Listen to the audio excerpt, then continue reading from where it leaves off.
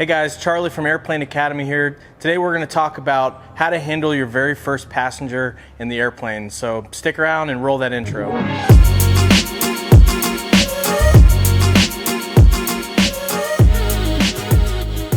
So it's a really exciting time. You finally passed your private check ride and you can now legally carry passengers. But it can also be a pretty intimidating one. This is the first time you have a non-instructor in the airplane, and it might be one of your parents or your girlfriend or your best friend. You start to have precious cargo on board, and the flow of the cockpit starts to change a little bit when you move from a training environment to a now kind of real world situation of going flying with somebody. And I think there's a lot of good things we can talk about here as to how to handle that first passenger. And so let's start from the very beginning in terms of who you even select for your first passenger. It can be pretty tempting to ask all of your friends to go fly with you as soon as you have your license, but I'd really encourage you to think about who that first person you're going to take flying is going to be. Preferably, maybe just one person instead of loading up the airplane with a bunch of people. Let's pick one of your most calm friends that is just going to enjoy being in the airplane with you. It might be, like for instance, my first passenger was my dad, who's also a pilot, and he understood the flow of the cockpit obviously and could just sit back and kind of let me do my thing.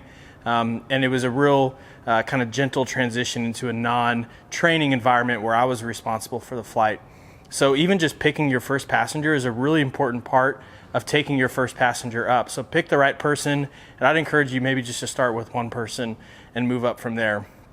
The second thing is you really need to think as pilot in command, because you are pilot in command. So instead of getting into the airplane and your instructor knows what to do and they know how to get out of the airplane and they know where the fire extinguisher is, you got to remember that you're switching into now pilot mode. You're not being trained, you're the pilot in command. So you really need to take over that situation and explain to your passenger all of the safety briefing of the airplane. So simple things like how to fasten and unfasten your seatbelt, how to get out of the airplane, where to locate the fire extinguisher, what's going to happen if we have to have an off-airport landing, and how to get out of the airplane. You need to start to brief all of those things. So before you even get in the airplane, brief the flight really well, brief the safety features of the airplane. Even if you feel like it's pretty obvious in the airplane, go ahead and cover that. Make that your routine, that you're briefing your passengers, whether it's your first passenger or your 1000th passenger. Really nail that briefing. When you get in the airplane, make that same briefing before you take off. Explain to them what the takeoff is going to be like, what the procedures are, what your emergency procedures are going to be like. If you lose the engine on takeoff, here's what we're going to do. If we lose the engine in mid-flight, here's what we're going to do, and here's what I need you to do. Just and don't be an alarmist about it. Just explain very calmly, hey, this is part of the procedure. This is what we'll do, should this happen.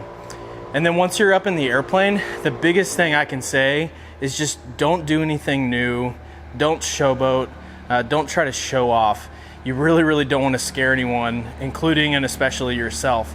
So really view this, especially if the person you're taking is a non-pilot, you really want to make sure they have a good experience. Too often I hear about people going out, installing the airplane or showing them spins or doing something to really freak out the passenger that they either didn't know was coming or they weren't prepared for, or you as the pilot weren't prepared for either.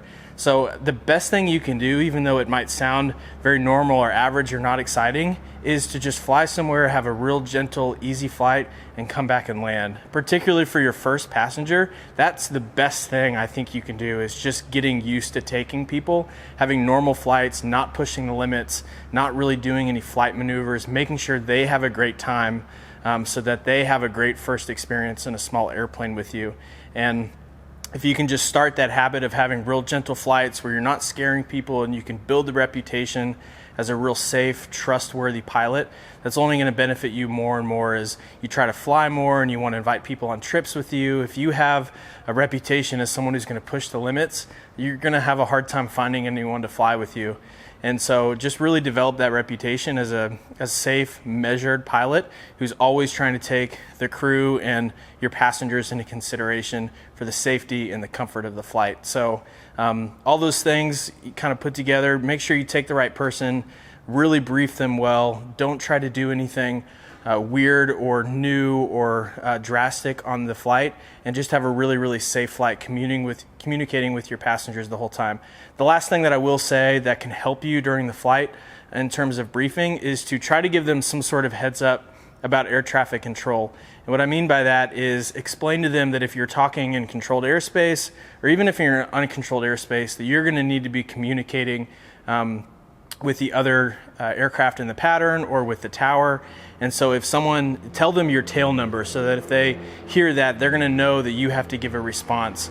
I find sometimes there's a lot of chatter on the headphones. If you have an isolate button on your comm stack, learn how to use that. So if everyone's talking in the airplane and you need to go solo for a minute, you know how to activate that. But if you can give your passengers a heads up that you need to play pilot now and you can't be chatting right now as you're trying to take off or get your landing instructions, or you're going through busy airspace, that sort of thing. So try to give your passengers a heads up as to what your duties are going to be as a pilot, and hopefully it's going to be a great flight for you. So best of luck, blue skies in that first flight taking your passengers. You'll never forget it. Make sure it's a really, really great flight, an unforgettable one for you and the person who you decide to take with you for the first time. So best of luck up there. Go ahead and subscribe to this channel. We're going to be sharing everything we're learning along the way on our path to become a better pilot. We hope you'll join us, and we'll see you next time.